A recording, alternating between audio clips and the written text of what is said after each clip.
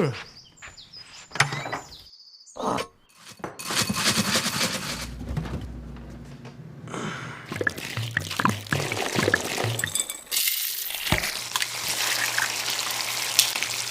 wouldn't treat your home like this. But when you throw junk out of your car, that's exactly what you're doing. Arizona is our home. Love it. Don't trash it. Learn what you can do to help at don'ttrasharizona.com.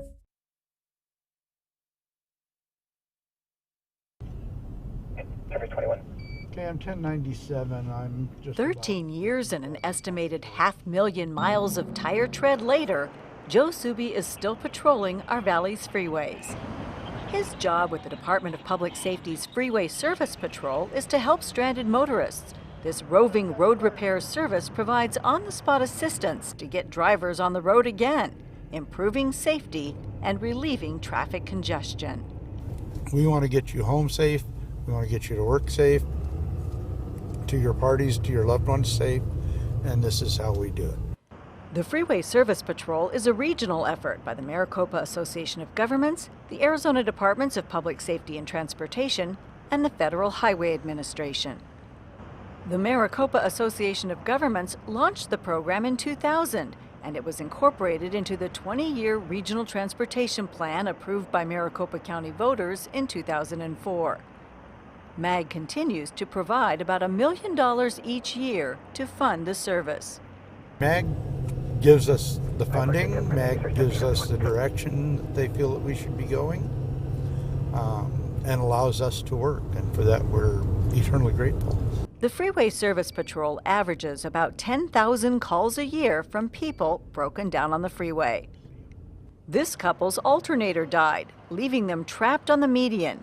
They were in very serious danger.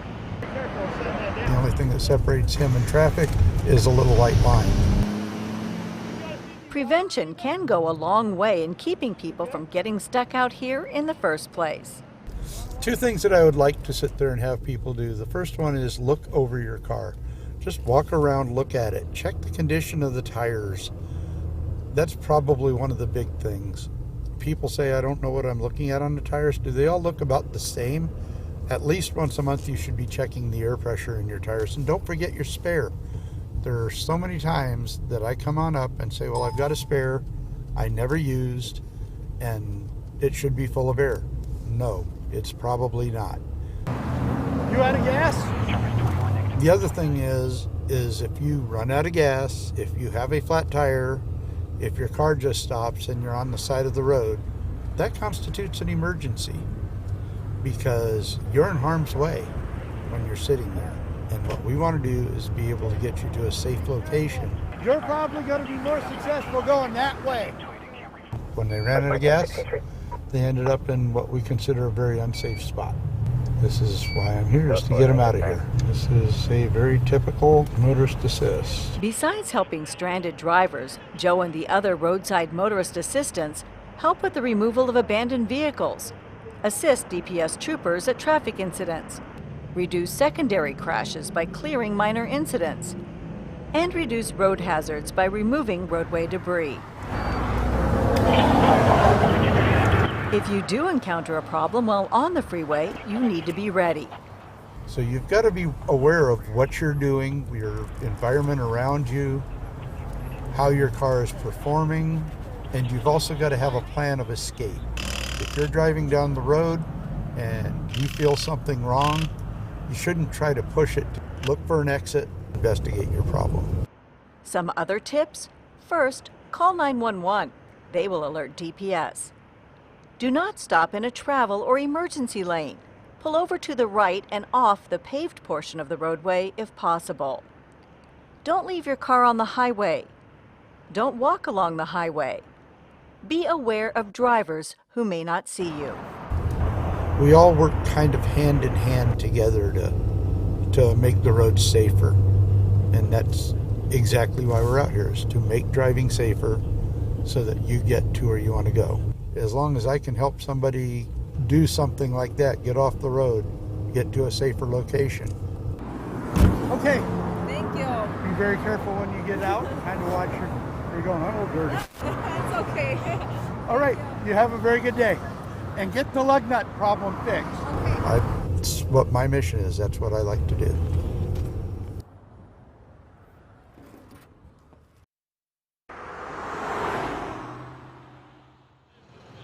If you talk to longtime DPS veterans, wrong-way drivers are nothing new. They've seen them on the system over the years. The majority of our wrong-way drivers tend to be impaired. It depends on who you ask, somewhere between 60 and 80%. There's also some people who are just confused. Sometimes it's elderly, sometimes it's a medical condition, but primarily they're impaired drivers.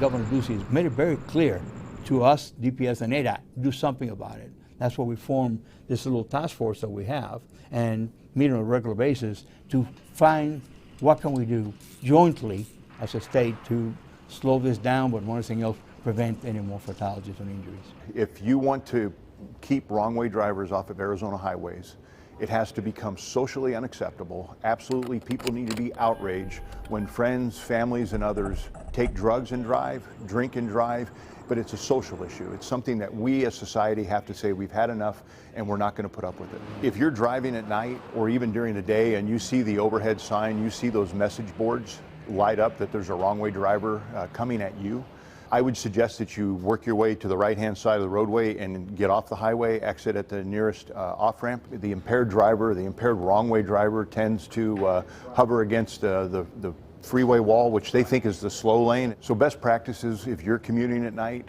is stay out of the carpool lane or stay out of the leftmost lane. That seems to be where the majority of our wrong-way drivers end up.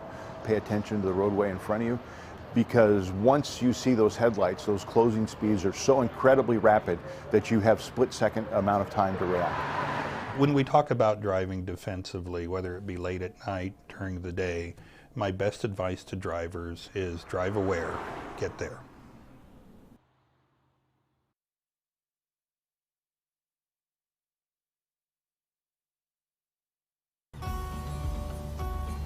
I like to get out. Sharon Brooks lives at Apache ASL Trails, residence apartments in Tempe designed specifically for people who are deaf or hearing impaired. Because it can be very boring staying at home isolated. Today's group outing? Grocery shopping. But this trip has a twist. It's made possible through a unique program known as vehicle sharing. It involves vehicles acquired through a federal grant program, where participating in coordination efforts is a key requirement. You can either share rides or you can share vehicles. The nonprofit agency, Chandler Gilbert ARC, is a leading example of an agency successfully sharing an accessible vehicle. Rather than having the vehicle sit in a parking lot when not in use, the nonprofit lends it out, in this case to Apache Trails ASL, doubling the resources available to the region. We would like to share the resources to all of our stakeholders so they have the same opportunity to be able to participate in a program such as sharing of vehicles, which can really impact their consumers and get them to the places that they want to go. For all social service providers, the lack of transportation is one of the most often cited challenges. Public transit options may not always be the best fit.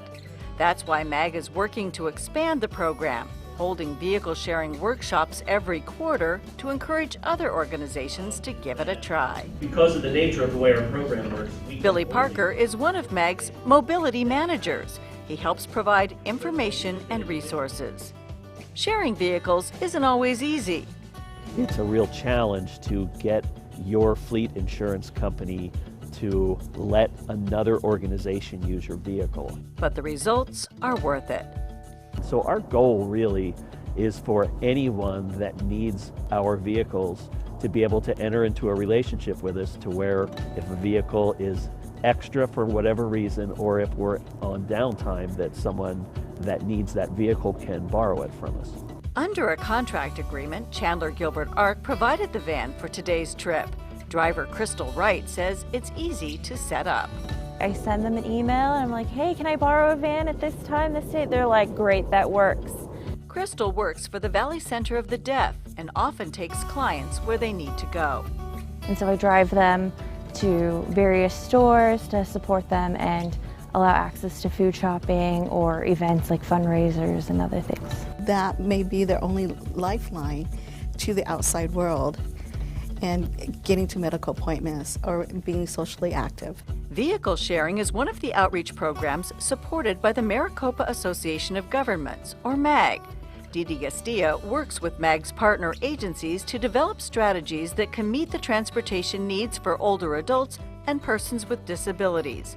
Considering there are more than 420,000 individuals with a disability in the region, MAG encourages other agencies to consider vehicle sharing. It just contributes to a healthy lifestyle that people can have if they're able to get out into the community. The folks at Apache ASL Trails say they aren't sure what they would do without the program. That would be really scary. What do I do about grocery shopping?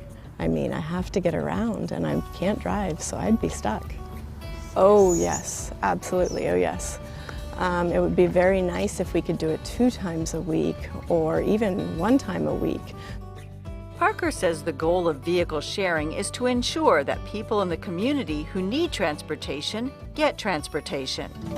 It helps to combine resources so that people can access their community the way they need to, and it's good karma. As the population continues to grow and age, it's essential to explore all types of transportation options. When you have a society that's mobile, that is accessible, it benefits everybody. For more information on how you can participate in regional transportation activities, please contact MAG at 602-254-6300 or search the MAG website for Connect a Ride.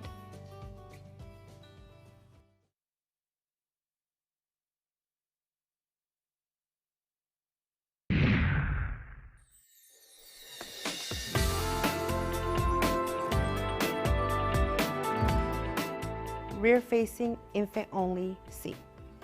Hi, my name is Yomi Diaz Castillo, and I'm a National Certified Passenger Safety Technician. And I'm here today to help educate you on how to properly install your child's car seat into your vehicle. So once you've buckled the seatbelt in, you want to make sure that if your car seat comes with built-in lock-offs, you want to go ahead and use them. And then you want to make sure that once you've done that, that your base cannot move more than 1 inch from side to side or front to back. If your car seat or car seat base comes with a level indicator, you want to make sure that the bubble is within the slot. Once the base is secured into the vehicle seat, you're then going to take the infant carrier and you're going to place it in. You're going to hear a click. After that, you're going to check the child's harnesses. For rear-facing position, the harnesses are going to be at or below the shoulders. You want to make sure that you can't pinch any of the harness. If you can, then it's too loose. You need to tighten it. You want to make sure that the chest clip is at the armpit level. Remember, the safest way for your child to travel is rear-facing. Check the weight and height limits for your car seat. Convertible seat in forward-facing position. Once you have secured your child's car seat in your vehicle, you're going to test it at the belt path, making sure that it doesn't move more than 1 inch from side to side or front to back. If your car seat comes with a top tether anchor, make sure you secure it. Sometimes they're towards the top of the roof or towards the bottom. Check your owner's manual for more information. Once the child has been secured into the car seat, we're going to check for tightness. Make sure that the chest clip is at the armpit level and that the harness comes from at or above the shoulder. If you can pinch any of the harness, then it's too loose. You're going to pull the strap to tighten it. Booster seat. Once your child has reached the maximum height and weight of their forward-facing seat, they're ready for a booster seat. This simply gives them the boost that they need so that the seatbelt fits them in the correct places. Once the seatbelt is fastened, it's going to go across their hard hip bones and over their shoulder bone.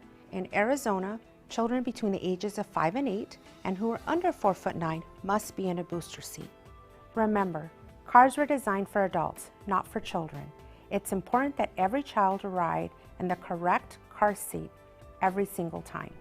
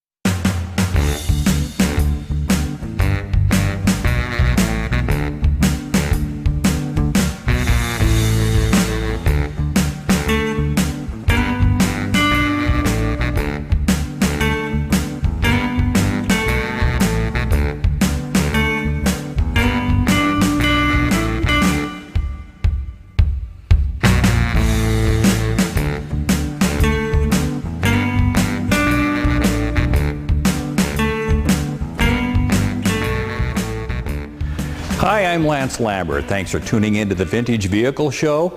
We're in Long Beach, California at the Bob Finari Collection. This is a really neat collection and it's a little bit different.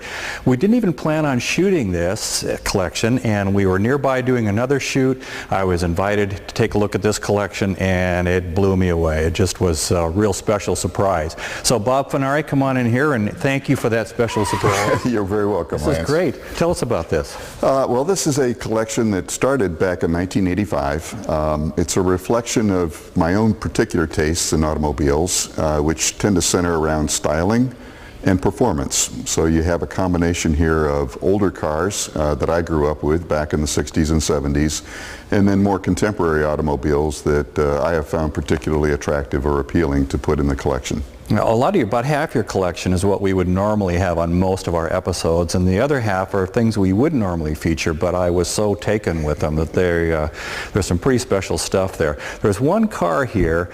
We're going to kind of start different than we normally do. Okay. It's a much newer car than we would feature on the show, but it is breathtaking, and any car called a Piranha needs a little extra attention. So let's take a look at the Piranha. Let's do that.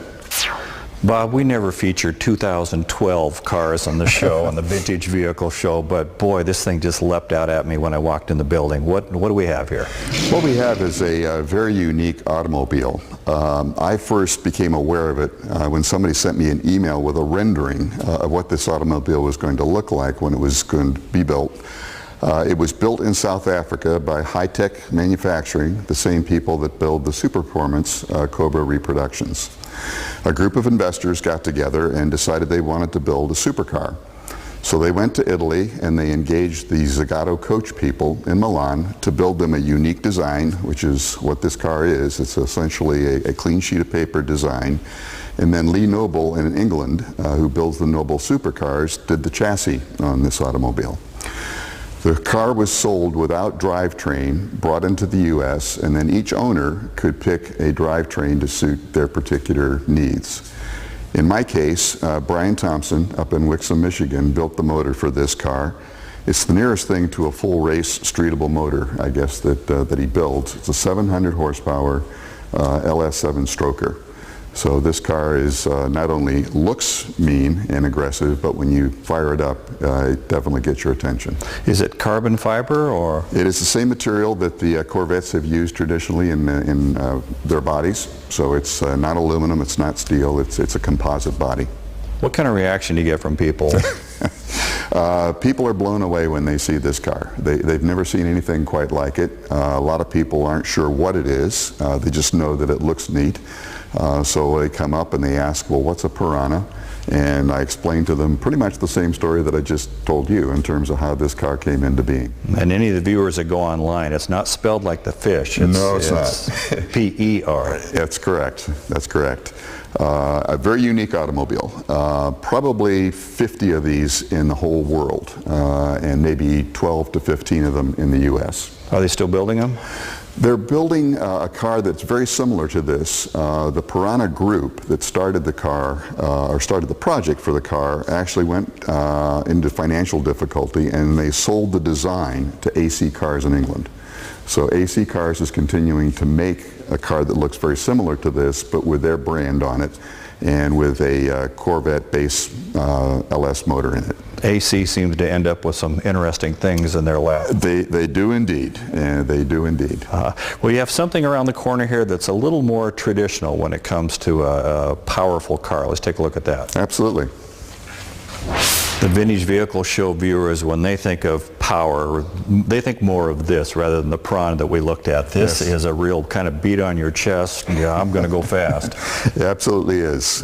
This is the very first car that we put in the collection. It's been with me since 1985. It's a 1967 Corvette. Came with the original 435 horse tri-power motor. Today it contains a 541 cubic inch all aluminum big block Chevy that puts out about 750 horsepower. So a substantial increase from what the car originally came with. We took the step of adding aftermarket brakes, a better cooling system, different transmission to make sure that the car would be drivable and capable of handling the horsepower that it puts out. Do you get any argument from the purists on the changes? There are people who would tell me that what I've done to the car is essentially depreciated it as a result of what I've done in the way of enhancements. My own view is that these cars are meant to be driven, and if you're going to drive them, why not enhance them to make them more drivable and to build on the theme of horsepower and performance, which is what this car really was all about when it was brought to the market in 1967. Mm-hmm. Your wife Pam is a real active part of this collection in your automotive life. What's she think about this car? This is the very first car that she actually rode in before we were married.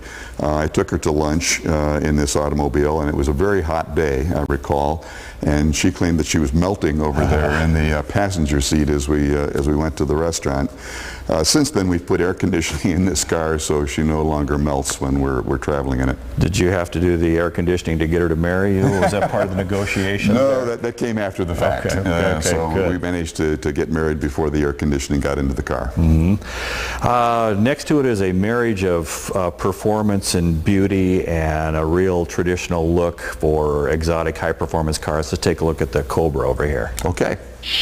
The Cobras, they just have not lost their appeal as far as the design of them. They're gorgeous the day they rolled out of the factory with Carroll Shelby behind the wheel, and they're gorgeous now. Tell us about this one.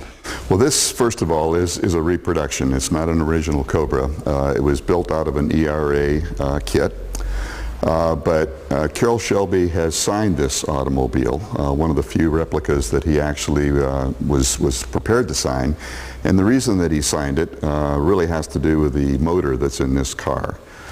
This particular Cobra has what Ford called the Ford Hemi, or the single overhead cam big block engine. 300 of these were built back in the 60s, principally for drag racing. It was originally thought that the engine could be used in NASCAR. The folks at NASCAR outlawed the engine as basically being an unfair competitive advantage. So the engines got used in drag strip automobiles. We found this particular motor in a shop. It's an all aluminum single overhead cam motor with 58 millimeter Weber carburation on it, which is very unique. And I think it was the amount of engineering that went into this car to make it all come together that was appealing to Carroll when he was sitting over in the passenger seat talking with me about the car. And totally unsolicited by me, he reached in his pocket, pulls out a silver Sharpie and scrawls his name across the dashboard, and I'm going, wait a minute. And I said, well, maybe that's not such a bad thing. And so to this day, you can clearly see that he put a big signature on that dashboard. Okay, probably before I leave, I'll write my name right over his. Would that be okay? Well, we might want to think about that. We'll talk about that. All right. Well, there's another Corvette down the line that's a little different than the one we looked at previously. Let's go take a look at it. Very good. A C3 Corvette. Back end here, you've widened it out a little bit. That's an indication that something's going on under that hood. Tell us about this car. Well, we found this car up in Woodland Hills for sale. It was a reasonably used automobile. I am a fan of the third generation Corvettes. Growing up, when I got out of college, this was what everybody wanted to have, was one of these cars. So after a long period of time, I finally came back and realized my dream. We did a complete frame-off restoration on this car. So we pulled the body off, a complete redo of the chassis, which has been powder coated. And then as I thought about engines to put in it, it originally came with a 350 small block V8. I thought, let's go back and see if we can't build this into something a little more consistent with what's in our collection. So General Motors at the time was just starting to sell the LSX 454 crate motor, which was a huge bargain. You could buy 600 horsepower for $9,500 right from the factory. So we did that, bought the crate motor, and then put a different transmission, reinforced the back end with bigger half shafts, again, aftermarket brakes. So this is a 600 horsepower, 1973 Corvette. And performance-wise, it's very close to a ZR1. So it's, again, very traditional looking styling, but a lot of performance. The C3 that we're referring to, that's 68 to 82, right? That's Corvettes? correct. And a real unique, distinctive body style that seems to be kind of a love it or hate it body style. And you and I had a 78. I love this body style. I think it's very aggressive. And yep.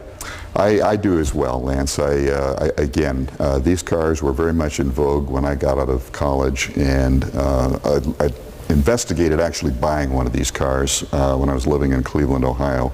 And the insurance for a 21-year-old on this car was almost half of what the car was worth. Right. And I could afford the car, but I couldn't afford the insurance. So it had to go into the future, and here it is today. To many people within the hobby and outside of the hobby, consider this body design to be the most beautiful car ever manufactured. Tell us about this E-Type Jag.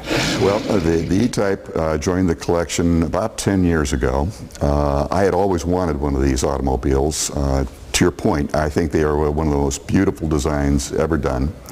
The story is that when this was introduced at the Geneva Auto Show in 1961, Enzo Ferrari was in the audience when they unveiled this car. He took one look and said it's the most beautiful automobile he'd ever seen. He also realized that performance-wise, this was better than anything he was producing back in Maranello, and he had to go back and essentially up his game. Not only is the car beautiful, but performance-wise, it was just a breakthrough automobile. Four-wheel independent suspension, overhead cam engine, 150 miles an hour right out of the factory. They just didn't build cars like this back in 1961. And when you look at it today, it certainly doesn't look like a 50-year-old automobile. Right. It looks very contemporary. British Racing Green, fawn interior. You nailed it. It's just... Well, we tried to keep this car pretty close to its original factory condition. It's got Weber carburation, tubular headers, and a little more aggressive cams on the motor. But for the most part, it is pretty much the way it came from the factory. When you're out in this car, of course you're getting thumbs up from every car lover that you see, but do you have, does the elderly gentleman pushing the shopping cart by you at the store, what kind of reaction do you get from people? People love seeing this car out on the highway, and to your point, we get a lot of very positive signals from people who are driving next to us or who are passing us on the highway. This car is just an iconic automobile, and probably one of the easiest automobiles to drive. It's been reliable. We've taken it on long trips without any problems, so it's a great all-around automobile. Mm-hmm. Well, we've visited England. Let's go to Italy now. Okay. I know very little about Alfa Romeos other than they're very cool cars. So whatever you say is going to be all new information to me. Tell me about this car. Fair enough. This is a 1972 Alfa GTV 2000. This is an automobile that was actually pretty competitive in D-type SCCA racing back in the era when it was contemporary. We bought this car at auction. Literally, it was a whimsical purchase. I saw the car in the catalog and took a look and said, wow, that's just kind of a neat looking little automobile. So we put it in the collection, and I will tell you that even though it is probably, the weakest from a horsepower standpoint of any car we've got in the collection, it is probably the most fun to drive. There's something magic about the way Alfas talk to you when you're out on the highway, driving them, handling, braking is just a completely different sensation. The fact that it's a small package, very nimble, very easy to toss about, is part of the appeal, I think, of something like this car. So even though it's what I would call the runt of our litter, it is just a very neat automobile to drive. When these were brand new, this particular style, were they going for the young Italian businessman or who were business person? Who was the market? The market really was the same people that would buy a BMW 2012. It was the people who were looking for a sports sedan that was, had 4 seats in it, but had a sporty feel to it. So it was for people who wanted to kind of have a little practicality, but a sporty feel at the same time. So the husband or wife could come home and say, look what I bought, and we can put the kids in the back. Absolutely. It's that wonderful justification for buying a car like this, that it's practical but sporty. Alfa Romeos, and here I'm fishing, I think I might have this right, they were undervalued for a long time, and then all of a sudden people woke up and now they're getting pretty good money for these. They are starting to get recognition. Alfas were tremendously competitive race cars back in the 30s and 40s, and unfortunately, the marque suffered from some quality issues back in its history, but they are definitely coming back, and you see it in the Alfa 8C and the Alfa 4C, which are beautiful, just beautiful, striking automobiles. So I think Alfas are definitely on their way back, and cars like this are getting much more appreciation. What do you think about Maseratis? A whole nother story. All right, well, we have another story here for you. Your 69 Maserati is breathtakingly gorgeous, but it also holds a little secret. So. Yes, it does. The Maseratis, a little history on the car itself. The Maseratis were contemporary, this particular Maserati, the Ghibli, was contemporary with the Ferrari Daytona back in the late 60s and early 70s. They sold for about the same amount of money, and people who were in the market for buying a high-performance Grand Touring car would consider either one to be a legitimate option. Since then, the fortunes of Ferraris and Maseratis have gone in different directions, and for years Ferraris have appreciated in value. Daytonas are worth a considerable amount of money today. The Ghiblis really haven't done much. In fact, they've kind of depreciated over time. That's beginning to turn around as Maserati has come back into the U.S. with better product, but for a long time these cars really didn't get much love. This particular car we found in Houston, Texas. It was, when we acquired it, it was robin egg blue with a red leather interior, so it was not a particularly appealing color scheme. We redid the car in the colors that you see here and brought it back to concours condition, and then drove it for a few years. And then, typical of what I have in my collection, I decided it could use more horsepower. So this Maserati today has a Corvette LT5 motor designed by Lotus for General Motors. Probably only 2,000 of those motors built over a 4 or 5 year time span. And then the rest of the Corvette drivetrain was essentially used to replace what was in the Ghibli. When you look at the car, it's hard to tell it apart from a regular Ghibli, but it very definitely has a different level of performance than the original Ghiblis. The legend on these cars, which is interesting, is that Henry Ford was one of the first 2 buyers of the Ghibli back in 1967.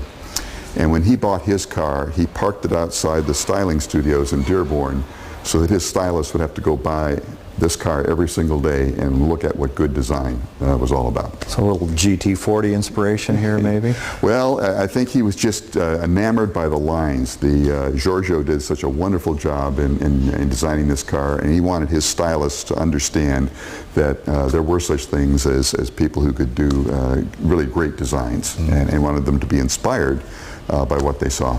The recognition, what kind of recognition do you get on the motor when they see the Maserati parts and pieces on there? People are a little puzzled. People who are not familiar with the marque look at it and say, there's something about that isn't quite right, but I'm not quite sure what.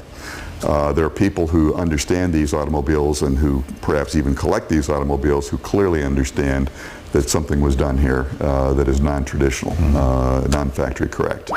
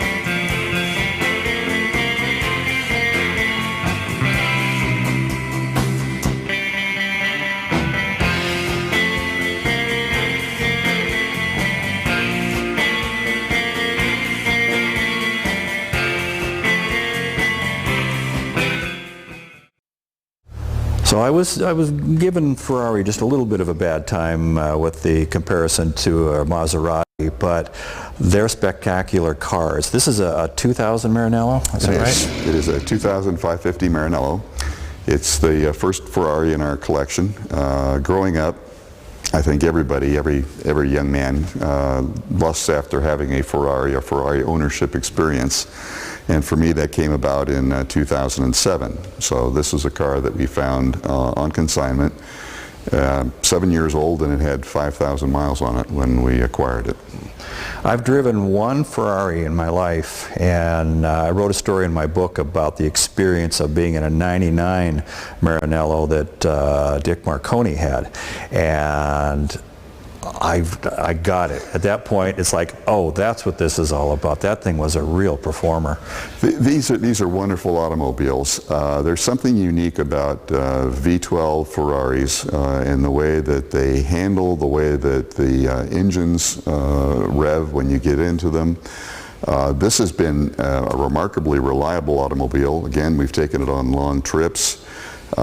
Derek Bell, who raced competitively and very successfully, actually has one of these cars in his own personal collection in England.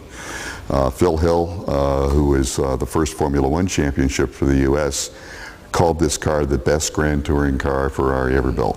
So it is clearly a remarkable automobile, and we're very pleased to have it in our collection. When Dick and I took his for a run, I was driving, and he kept getting after me to get on it. And when I finally followed the instructions, my stomach flipped, my eyes went back in their sockets. The acceleration was really impressive. And I just dropped down and took off, just straight as an arrow. Yep. No, these cars are very, very well engineered. And you know, they perform incredibly well, but they're relatively easy to drive at the same time. You can drive this car in traffic in Los Angeles and not worry about it overheating, not worry about you know, it being finicky or unreliable. It's just a wonderful car. It is. It's beautiful. 1969 Camaro. If you're going to have a Camaro, that's the one to own.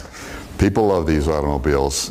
This particular automobile, the Z28, was raced competitively back in the late 60s in the Trans Am series. So Ford, Chevrolet, Chrysler, even American Motors with the Javelin were competitive in Trans Am racing, and it was a little bit of the race on Sunday, sell on Monday thinking behind these automobiles.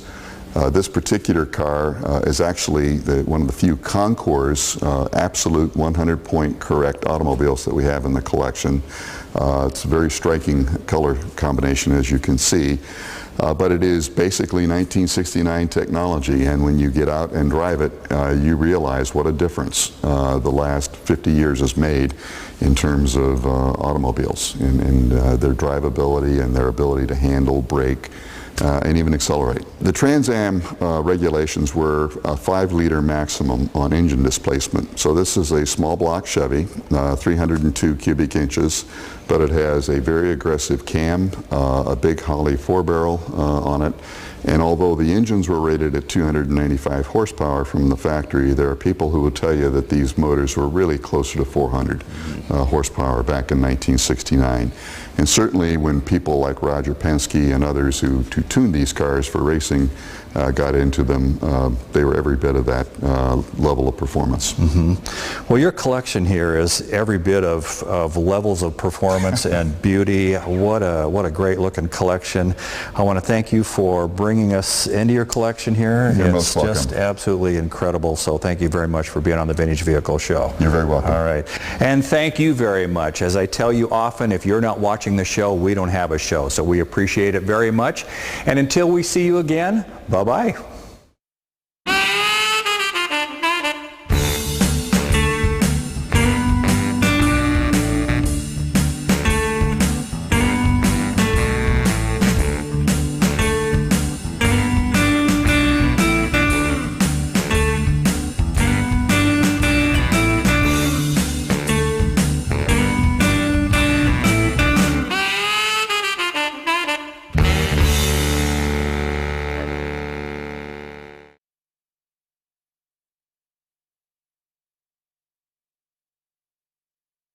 Arizona's grocers are essential to our communities. Now, more than ever, we rely on them. To our customers, our stores will remain open. And fresh, affordable foods will continue to be available for all. Together, we're encouraging responsible shopping, ensuring that all our neighbors can find what's needed. Our stores will continue to refill our shelves as quickly as we can. In Arizona, you are our top priority. And we thank you for relying on us. From your Arizona grocers and Arizona's family.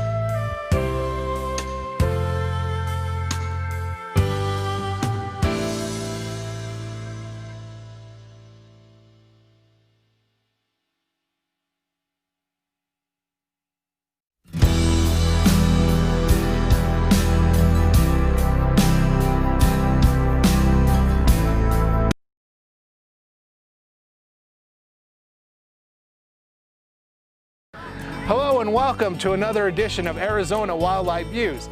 I'm Nathan Gonzalez, Public Information Officer for Arizona Game and Fish Department. And today on Arizona Wildlife Views, bear attacks are rare. Today we focus on how the department handles animal attacks. Plus, a look at the Aquatic Research and Conservation Center and how it's protecting endangered fish. And later, they're a living historic link to Arizona's mining past. But are burrows good for Arizona landscapes and wildlife? These stories and more starting right now on Arizona Wildlife Views.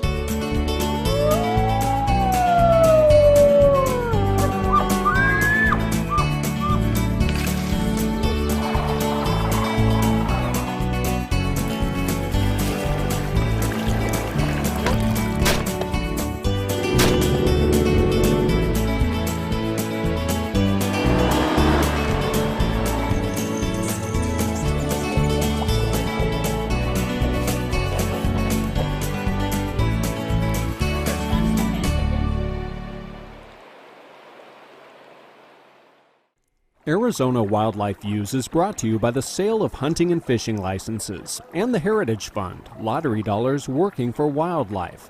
Some projects made possible by the Sport Fish and Wildlife Restoration Fund.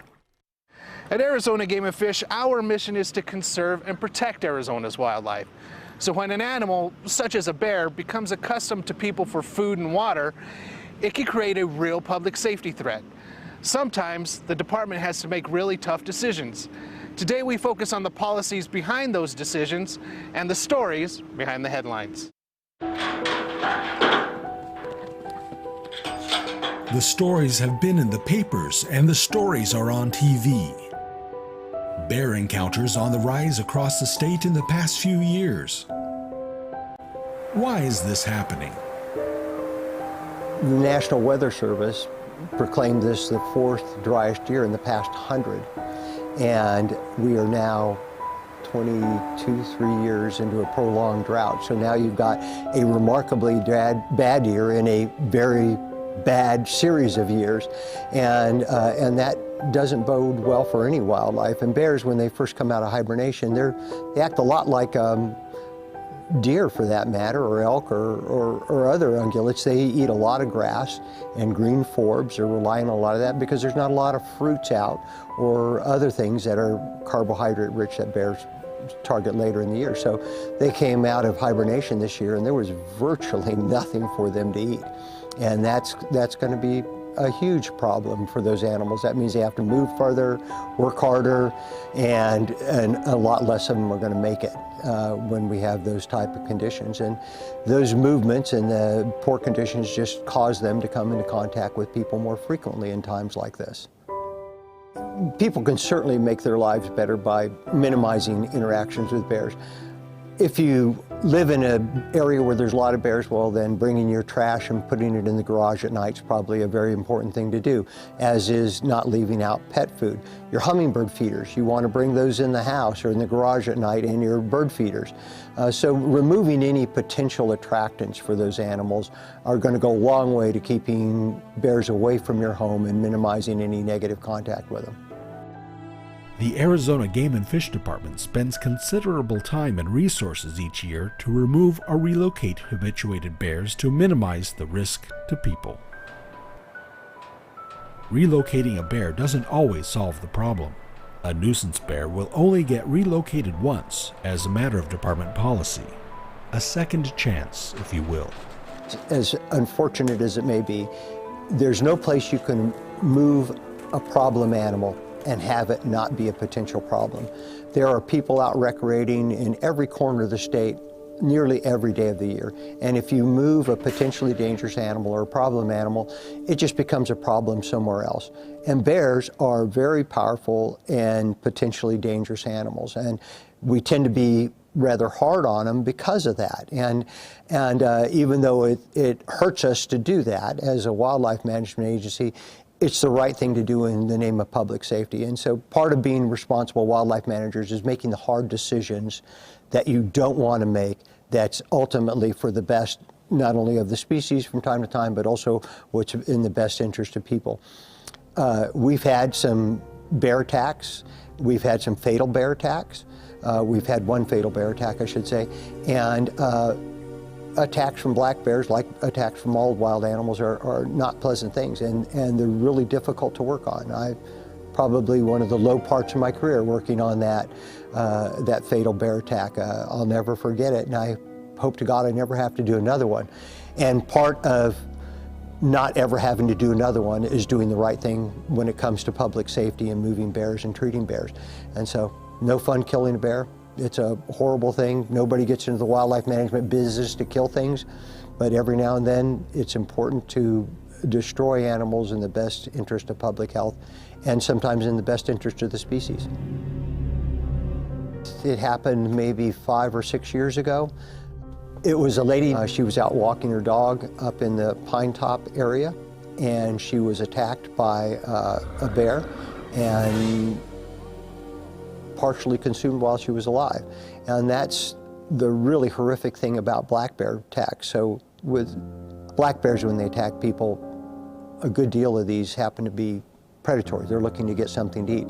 And when they attack people, they don't often kill them. They tend to hold them down and just eat them.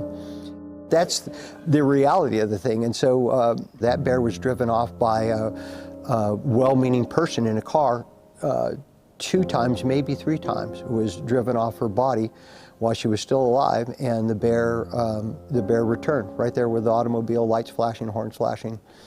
So bear attacks are horrific. I mean, you can't imagine how horrific something like that can be. And that's just for us working on them, not to the people and the families of those that were attacked. I think it's important for people to put themselves in our shoes from time to time when we have these difficult management decisions.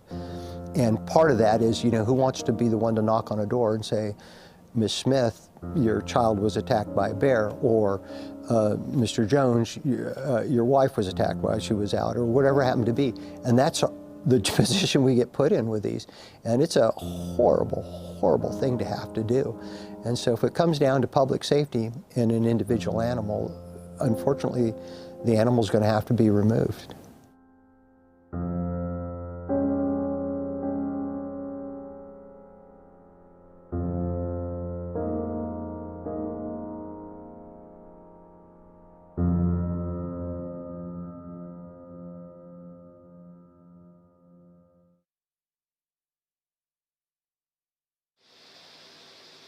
So here at ARC, we hold, spawn, and repatriate our native fish species.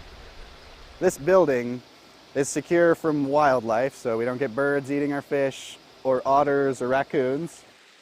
It also runs entirely off of the artesian water. That's fresh water out of the ground that doesn't require a pump to move. It's just bubbling up naturally. Yeah, so our current spawning streams are, like I was saying, pretty much all used military surplus. So these carried external fuel tanks for fighter jets, warheads, other missiles. We have an entire Predator drone tank, which is rigged up as a loach minnow spawning stream. They're extremely functional and ugly. So if you come look in this tank.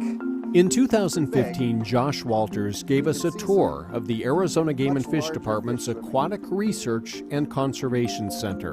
So if we keep going this way, we'll walk past our hand-built concrete ponds, which have been holding up pretty nicely. And we come up to our small retaining wall. So below our small retaining wall is a series of tanks. This is what we had the money to build, but yeah, it's definitely a ghetto right now. It's a fish ghetto, you know? We're gonna change it into some high-class condos. Now the facility is getting a makeover, thanks to generous funding from the Federal Bureau of Reclamation. So all of the old military surplus is going to be replaced with real aquatic-grade tanks, and all of our new spawning streams will be condensed into this space. So if we walk over here right now... Josh started working here as an intern in 2009. He became a technician, a fish culturist, and now he runs the place. I've always been interested in building stuff. Despite tight budgets, the ARCC has been a laboratory of innovation. So I find it just very satisfying when I have a little problem that's been stumping me and I finally solve it. Josh and his colleagues are notorious for finding creative and cost-effective ways to get the job done. They've experimented with using RC airplanes to chase predatory birds away from hatchery fish. And they were early adopters of 3D printing technology. This is a design I made. Josh has designed 3D printed fish feeders and tank management systems, and he fabricated homemade circuit boards needed to run them. Well, now we can walk around the property and kind of look at the bigger picture of what's been completed since you last visited. He even drafted the initial plans for the renovation of the Aquatic Research and Conservation Center. Kind of walk inside the cage. We installed the electric wire on the perimeter fence and the canopy above us. These are all our new spawning raceways with the tank sump combos. This center trough was installed in phase 1, which collects all the water from all of these raceways. The renovation is well underway, and in the summer of 2018, Josh took us on a tour to check out the progress. Just like the previous layout, the water from the 2 troughs combines and feeds our new ponds.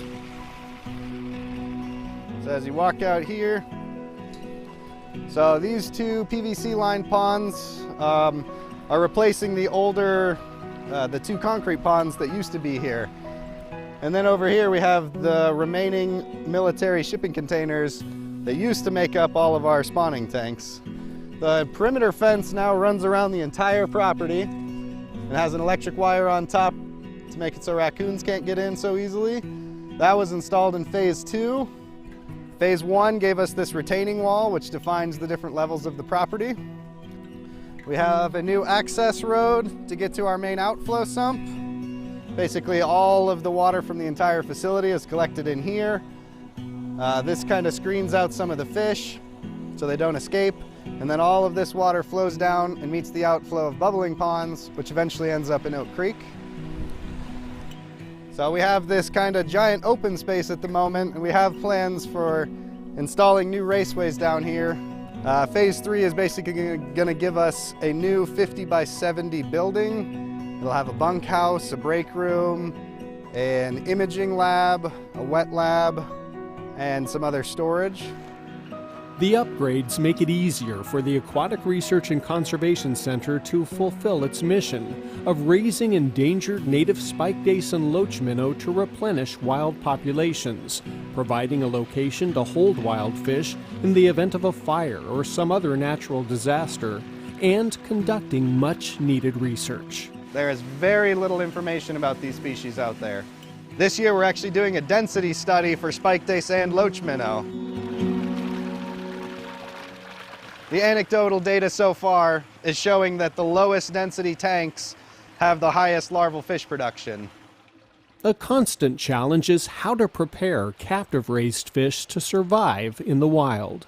So we're raising hatchery fish. Our broodstock are collected from the wild. They adapt to our flake feeds and our crumble feeds and everything within just a period of a month or so. So yeah, the fish that we're stocking out are naive. They don't know what a predator is. They don't know how to forage for food.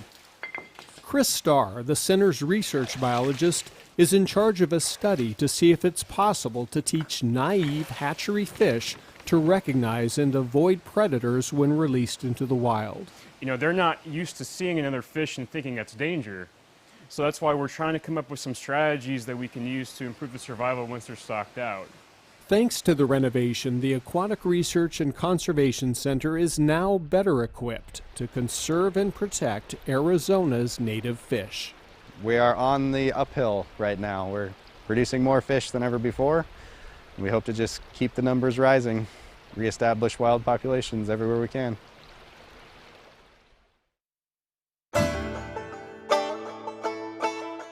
The iconic image of a prospector and his pack burro wandering Arizona in search of riches is one that has become synonymous with the Old West.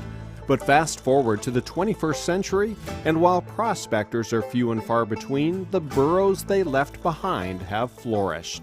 Now, more than half of all wild or feral burros in the United States live in Arizona, and their impact is being felt across the state. Dave Conrad is a retired Arizona Game and Fish field supervisor and biological consultant who recently completed an evaluation of feral burro impacts to wildlife and vegetation in Arizona. Up until 1971, the horses and burros on the landscape were managed in an ad hoc fashion by the individual states with relatively little management. In 1971, Velma Johnson, also known as Wild Horse Annie, orchestrated a legislative campaign, a successful legislative campaign to protect equids on public lands in the United States. And the result of that was the Wild Horse and Burro Act. That federal law placed the fate of feral horses and burros under the control of the Bureau of Land Management and the U.S. Forest Service, which began the process of determining the areas where existing herds were considered part of the natural system of public lands. The Act has a phrase in it that requires horses and burros to be managed in a thriving natural ecological balance. Once it was determined which populations could be managed in a sustainable fashion, then the Bureau and Forest Service needed to determine what the appropriate population size was for each population.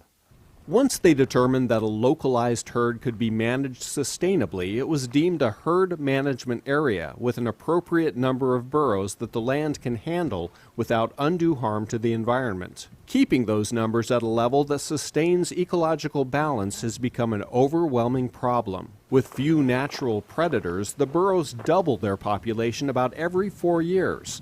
So areas where the landscape originally could sustain a few hundred burros is now having to contend with thousands. The Black Mountain herd management area is the largest and has a projected burro population of over 4,000 animals as of 2018. We're seeing severe plant damage in areas as well as fouling of waters from burros. We can only surmise that it's having serious effects on wildlife in general. The Black Mountain herd population is 1,000% over the appropriate management level for burros in that area. The Black Mountains are also home to the largest herd of desert bighorn sheep in the Southwest that now have to compete with the burros for precious resources. In order to get a clearer understanding of the potential impacts burros are having on Arizona's wildlife and wildlife habitat, the Arizona Game and Fish Department's research branch is halfway through a 3-year study on the issue. Studies that have been done on burros in the past have been done a little bit here and a little bit there, or in isolated situations, looking at very specific questions. And this, as far as we know, this is the first kind of comprehensive attempt to get across the board what are those impacts to the variety of species and vegetation. In the Lake Pleasant herd management area, Larissa and her team have developed a grid comprised of 1 square kilometer plots where they've identified areas with high and low or no known burros. As part of that controlled study, they're measuring vegetation several ways to identify not only what the burros are eating, but also the impacts of how they are eating it. This is important to know so the amount of food left for wildlife can be identified. Raised up pretty good. Equids have opposing incisors, which none of the native ungulates have, and they also have a large mouth, and that allows them to eat large quantities of poor quality forage and pass it through their systems quickly. The horses and burros in North America today were introduced by European explorers in the 1500s. So when our native desert plants began adapting after the last ice age, about 12,000 years ago, they did not evolve to withstand the type of excessive grazing pressure caused by non-native burros. Burros often consume native plants down to the roots, preventing them from growing back, and they strip bark and limbs off trees and consume scarce water resources. The evidence shows that burros will often chase off other wildlife, and so looking to see, in those areas that we have, say, bighorn sheep over in the Lake Havasu area, are the burros essentially keeping the sheep away from our water sources and stressing the sheep? Those are also impacts that we'll try to get a handle on, either through trail cameras or direct observations or tracks or that kind of thing. The hope is that this just gives us good empirical data to be able to then take that to like the BLM, the Bureau of Land Management, that has jurisdiction for the burros, and to argue, hey, we need to you need to trap burros and pull them out, set them up for adoption here, or they're okay here, they're within the approved management levels, that kind of thing. The BLM estimates there are well over 6,000 burros in Arizona, but that only represents the number they believe are within the herd management areas. It doesn't include all the burros that have wandered and reproduced outside of those designated zones. Arizona has 7 federally identified herd management areas that cover 2.3 million acres across the western part of our state.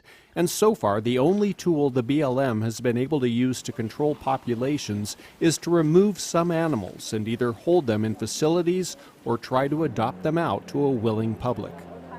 So we have a wild horse and burro event going on today where we have about 40 animals that are available for adoption. Some are available for sale. The horses at this event in Wickenburg were gathered from Utah and Nevada, and the 12 burros are from Arizona.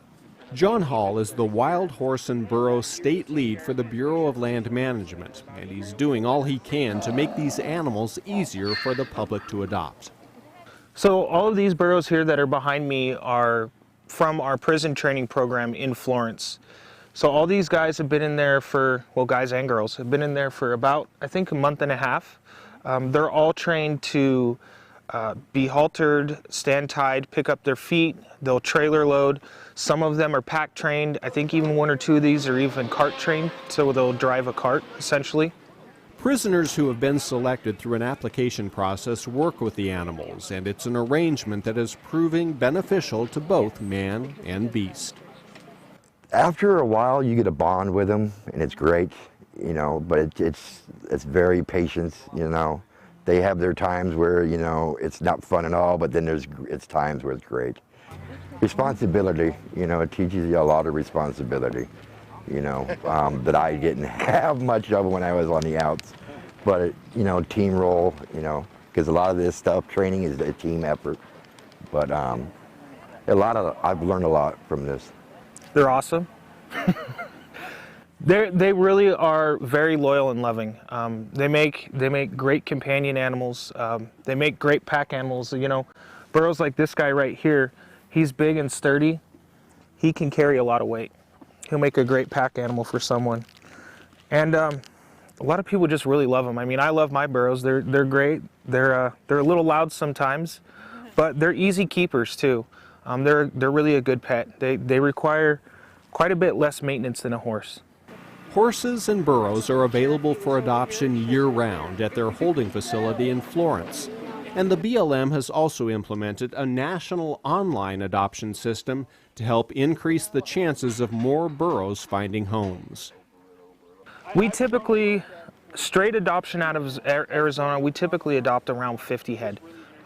This year we're already getting close to that. It's a fiscal year. So I'm hoping to actually get closer to 75 to 100 head this year in Arizona though. But we as a state really provide 3/4 of the burros for the rest of the adoption system across the country. For instance, last year I think I shipped out, 150 burros I shipped out to other facilities last year. This year I've already shipped 100 burros out, and I've got a shipment of 50 burros going out on Monday to other adoption facilities across the United States, so that that demand that exists there for burros, we're in Arizona trying to fill it. Wendy Ross found exactly what she was looking for at this event. Look at that. I've wanted a burro for a long time. We had one when we were growing up, and I loved him. So we moved here, I decided I needed to have one or two.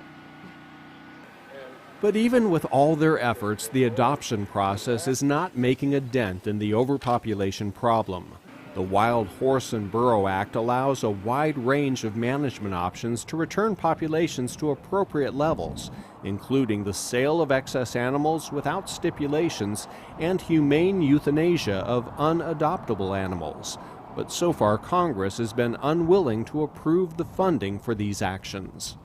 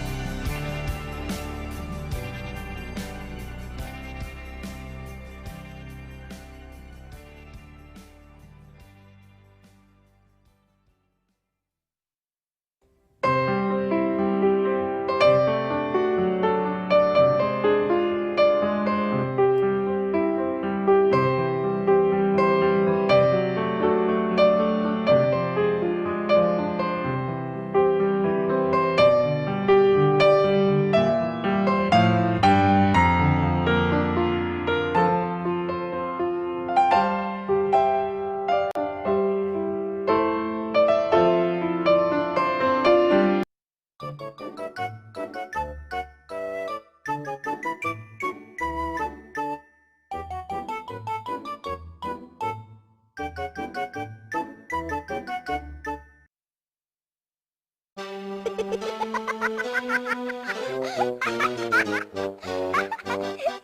kids, are you ready to play it safe? Well, come on in.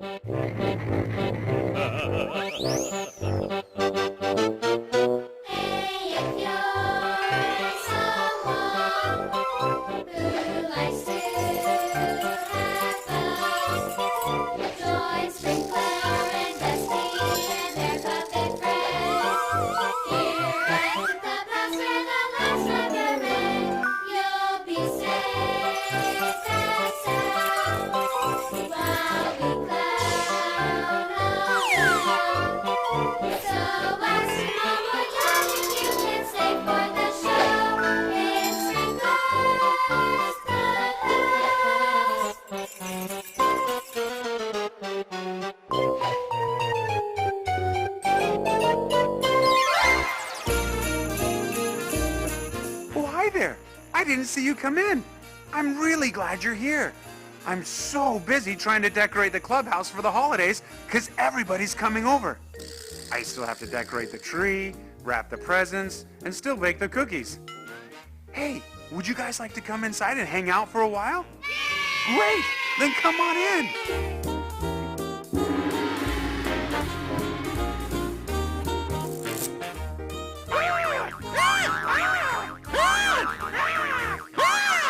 Who are you, and what are you doing in my clubhouse? I'm Reginald Aloysius Theodore, but you can call me the Rat. Who are you? Well, I'm Sprinkler, and this is my clubhouse. How did you get in here? It was cold outside, and I heard music. I love to dance.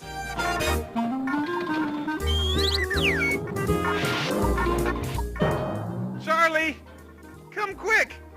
There's a crazy rat in here.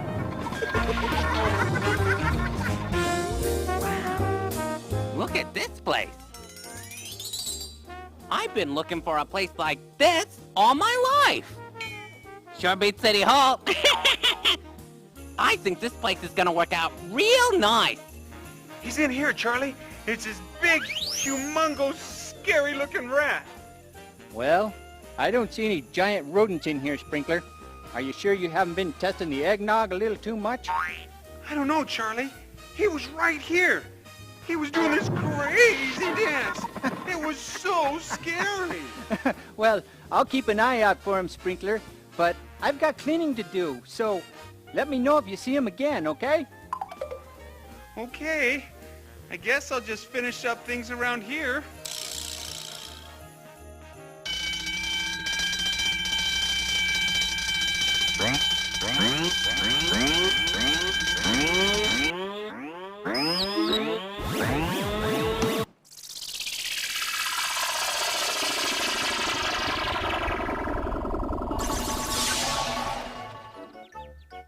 Hey, Sprinkler! Wow, it is so cool to be up here with the chief at his cabin. The mountains are really big, and the trees are super tall, and they smell really good, too. Yep. They smell like pine. Pine scent. Gotta have pine scent. Lots of candles. Smells like pine. Need more pine scent. Come on. More pine scent. Come on, help me. More? Come on, Dusty, help me. More? Yes, Sprinkler. Chief really does like to decorate with a lot of candles. But you know what? He said that I could even help light them, as long as there's an adult helping me, and that we need to keep them in safe containers so the hot wax doesn't spill and burn us because it can get really hot. Yep. Really hot. Gotta be careful. Gotta make sure that none of those spill on you. Gotta get a lot of pine scent. A lot of candles. Be careful. Hot stuff. Oh, more candles. Come on, help me. Anyway, Sprinkler, I wanted to send you this video mail to tell you that it's going to start snowing. A big storm's coming through, and we're not going to be able to make it back to the clubhouse for the holidays. Sorry. Too bad that you have to stay there and help the firefighters drive Big Red, but I'm sure that everyone else will be there to help keep you company. Well, anyway, I hope you have a good time and have a really good holiday, Sprinkler. Yep. Happy holidays. More pine sand. Come on, help me out here. Sprinkler. Happy holidays. Pine sand. I think the Chief's had a little too much eggnog. Well, bye, Sprinkler. Oh, man. I can't believe it. Now Dusty and Chief won't be coming for the holidays. And I was just getting ready to wrap their presents. But I guess the others are going to be coming. I could wrap theirs.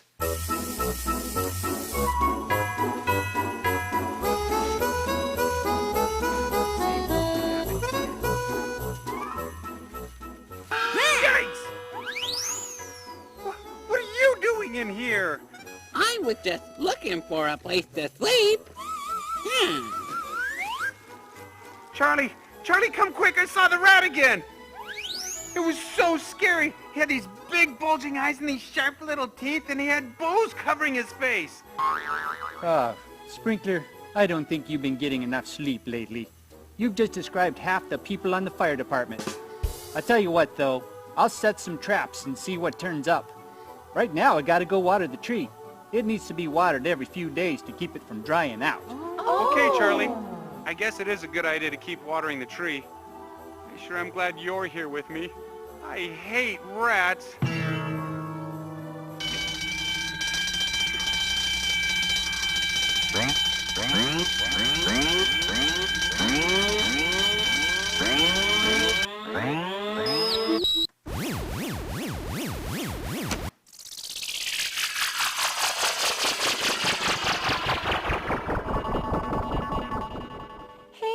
What's that red light in there? It's so pretty. That means it's on. Back up, Hippo. Hi, Sprinkler. Hi. Hi, Sprinkler. Holly and I are here decorating. Please be careful. I'm sorry, Blossom. I didn't know that these colorful decorations were made of glass. I thought they were plastic. They are so beautiful. Careful, Hippo. Don't step on those. The broom is over there. We need to clean this up before my brothers and sisters come home. We need to put the rest away so they can't reach them.